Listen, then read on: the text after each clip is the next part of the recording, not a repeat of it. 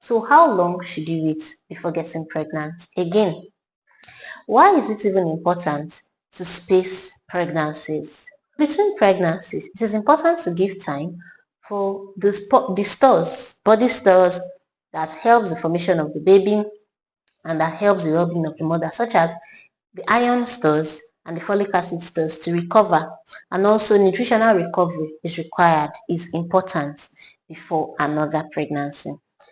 And it also gives the woman space, mental recovery, psychological recovery before getting pregnant again. What is the ideal time between pregnancies? The World Health Organization recommends that the time between one pregnancy and the other is 18 months. Now, 18 months may be difficult to use in practical terms. It's a year and 6 months. Some people, because that is difficult to achieve, they may stretch it to 24 months. That is 2 years. It's more practical to say 2 years than 18 months.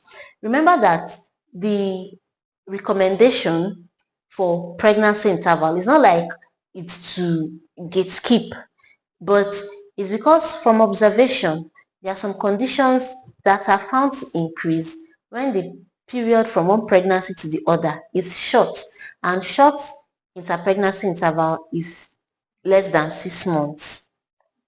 And so there are others that are found to, there are some other complications that are higher when the interpregnancy interval is more than 5 years. Notwithstanding, these recommendations need to be individualized. So this is like a general health information for you to know, but then it doesn't replace the discussion you should have with your doctor to get an individualized approach for your care. What of in special circumstances? In special circumstances, such as after a cesarean section, complications such as uterine rupture and increased blood loss, and even the chances of blood transfusion are increased when the period from one pregnancy to the next pregnancy is less than 6 months. So we advise after a cesarean section not to get pregnant less than 6 months after the last birth. Just a word of caution here, the length of spacing does not significantly affect the success of a subsequent vaginal delivery after one cesarean section. It doesn't. But this recommendation of not less than 6 months is just to reduce the chances that a uterine rupture happens, or the chances of losing a lot more blood reduces. So it doesn't really have any correlation with a subsequent successful vaginal delivery. All right. What of other special instances? A long interpregnancy interval, more than 5 years, can increase the risk of, is associated with a risk of preeclampsia. All right. So it's been observed, it's not like a direct cause and effect, it's been observed that interpregnancy interval of more than 5 years has been associated with increased risk of preeclampsia. All right. So once again, the recommendation by WHO for the general population is 18 months. Or some people may want to stretch it and say, oh, 2 years. That means after one delivery, you wait for 2 years before trying to get pregnant again.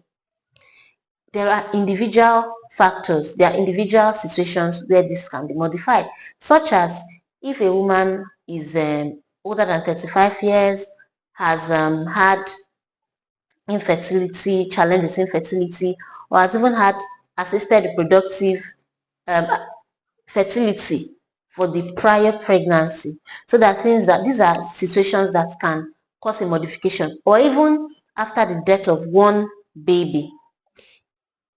These are timings that can be modified. So after the death of one baby, or a stillbirth, so to speak, if a woman has had a stillbirth in her last pregnancy, then your doctor needs to work with you and then some tests to be done, and then factors that may have contributed to that stillbirth would be identified so that the optimal timing to reduce the chances of that stillbirth occurring again would be arrived at.